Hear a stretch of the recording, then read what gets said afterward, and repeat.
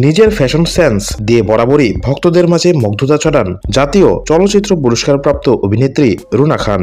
বয়সকে একটি সংখ্যায় প্রমাণ করে প্রতিনিয়ত নিজেকে নতুনভাবে মেলে ধরেন তিনি।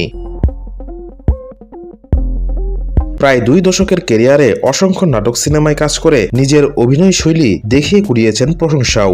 শুধু অভিনয়ে নয়, বয়স বাড়ার সঙ্গে নিজের রূপ লাবণ্য ধরে রেখেছেন অভিনেত্রী। বিভিন্ন সময় সামাজিক যোগাযোগ মাধ্যমে খোলামেলা পোশাকেও হাজির হন রুনা খান। তার একটি চমৎকার দিক হল যে কোনো লুকেই নজর কাটতে পারেন ভক্তদের। বৃহস্পতিবার সকালে সাদা কন্যার হাজে হাজির হলেন রুনা খান।